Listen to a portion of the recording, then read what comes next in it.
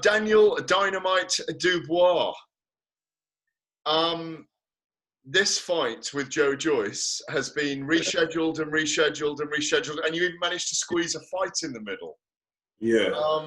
You must be praying for the date to come so you can get the job done. Yeah, you could say that, but in my mind, the fight was always going to happen. So I thought about it nearly every day, and this has been like unfinished business from the first press conference and first time I was announced. So here we are. I remember being there in BT Tower when there was a little bit of argy-bargy on the day as well, wasn't there? Yeah, you could say that. A little bit back and forth. I don't know. A little bit worse, but it's nothing really serious.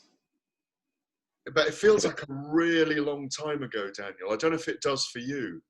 No, not really. You know, time flies so fast. I just see it like this fight was destined to happen. So yeah, we're here now, and I've just got to make sure I'm prepared. Has anything changed in you from thinking back then how this fight was going to go to now? Have you grown? Has it given you more time to grow as a fighter at all, to actually develop more as well?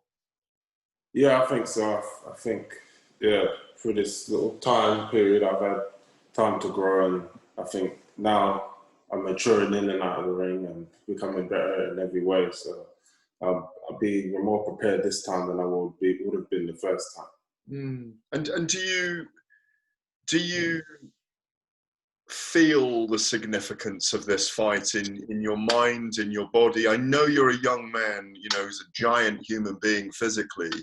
Do you carry the significance kind of emotionally and kind of mentally with you into this fight, that this is the fight that people are saying this is the acid test for you in terms of the heavyweight division? A little bit like Derek Chisora is for Alexander Usyk at the weekend, you know?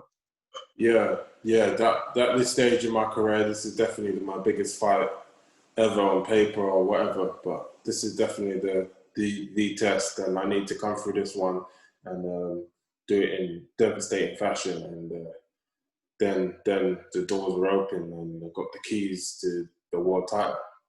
The keys to the kingdom of the heavyweight division. How does that sound? Yeah, it sounds great. We're nearly there. Are you ready for that yet? So are you ready for everybody? At the moment, you know, we talk about you in our industry. People on the, you know, we're very excited, obviously. I mean, you've got so much talent. You're so young. You've got so many years ahead of you. You've shown that you have poise when you box, that you can fight behind your jab. You're not just a big right hand. You can think when you box. You've shown a lot of developments. But are you ready for the mainstream to know who you are, for people to stop you in the street all the time? You're a very shy, very modest person. Are you ready for everyone to know who you are? Of course, I think from the day I started, this has been headed in this direction. So when it happens, I won't be shocked or, you know, overawed by anything. I know that this is a short career, boxing, and you have to make the most of every opportunity as it comes. So for me, it's another day in the office for me. You know, I've been doing this long enough now to really, I'm experienced enough and capable of enough to handle anything. Have you I know how close you are with your father, and obviously your family are all boxing. You know, and you're all very steeped in it, and you've been in it since you were very young, and you've been around, you know, you've got decades of experience in terms of being around Martin Bowers and his brother and the Peacock Gym. It's been very good for you. Has Martin or have your trainers spoken to you about how you might have to handle fame when fame comes as well? You know, fame, what can I say about fame as a fighter? For me, I don't look at it for the fame. I want, obviously, everything what comes with being a champion, you know, the success, the financial success and all of that stuff. But fame is not really important to me. If people want to watch a story and see our story unfold, then that would be great. And yeah, no, maybe learn something from it. But I never look at it as just a fame and all of that stuff don't really bother me. Yeah, because I've known you a few years now, and you've not changed at all. And it looks like, you know, you might get wealthier, you might get more successful, but it doesn't feel like your character will change. That will change you. Do you know what I mean?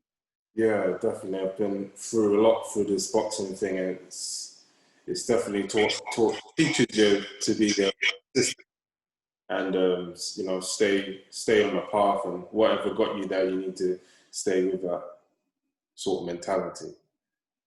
I mean, given your young age, I mean, we've all had our young years, and we kind of go a bit wild sometimes. Like, you're so disciplined. Is there no risk that you look what happened to Mike Tyson? Look what happened to other fighters. Maybe it didn't happen to Lennox Lewis, for example. He always stayed within the confines. Anthony Joshua stayed within the confines. Is there a wild side to you that you have to kind of let the steam off sometimes? Well, I think there is. There's definitely like I let it off in the ring. Right. That's where that's the when I go in there and I go in there for action. That's what I want. I want war and everything that I have to do to, you know, smash through that opponent. And I let it all out, and that's what we're saving up for, you know. What do you make of the fact that, just very quickly before I go back to Joe Joyce on you, with you, what do you make of the fact that Tyson Fury and Anthony Joshua are both fighting in December now on the 5th and the 12th? Do you think that's an indication that they will fight next year? And do you think they'll both come handily through their defences? Because obviously there's a risk in terms of them, certainly with Pulev anyway, with Joshua. Yeah, I think they should both come through that. Pulev, I think he's had his day now. I think with the inactivity he's been on there and everything, I think that he's a little bit past it now. Joshua should beat him, you know, not comfortably, but he should beat him. And hopefully they get the big blockbuster showdown on next year. That's the fans and everyone else in the boxing world wants to see. How far are you from wanting to fight the winner of that? Maybe not far at all. We'll see after this Joe fight, but I don't think it's that far at all. I think that this fight is going to tell, you know, all the questions that are out there about whether I'm ready or not and everything else like that. This is the fight, the test, and this is like a world title for me. I'm preparing for like a world title fight. Do we expect to see you use your IQ in this fight to be? I mean, I think we'd all love to see you both go at it, but and you may. But there's often a phony war in the first round with people being cagey with each other, physical chess match, all those kind of things. But are we likely to see a Gorman-esque beginning where you really show us your beautiful jab to set up your right hand and patience? Because I'm sure you respect him as well, and we know that he's got power and he's got a good chin. I mean, how do you visualize it? I see it. You know, it could come down to, you know, being a straightforward battle. He just seems like this, you know, a straightforward fighter like myself, and you come out. There's not too many frills. We're gonna maybe go at it, but whatever scenario comes under, I believe I'll win and come away with a victory. But you know, whatever the fight happens, it's going to be a great fight either way. Are you someone that visualizes a lot? Like before you go to sleep, do you? I don't know if you, or when you're in the gym, do you visualize? Obviously, going through your moves. I mean, mentally, do you visualize finishing, or do you visualize moves when you're not training? Are you someone that sees in pictures, feels it in your body when you're not actually training or fighting? Yeah, a little bit sometimes. You know, certain stages of training, and as this fight get closer, I get more, you know, in tune with myself, and I can, you know, I do see parts of the fight and parts of, you know, I put myself in, you know, situations I might not be comfortable with. What if that happens in that? So I just try and cover everything I can.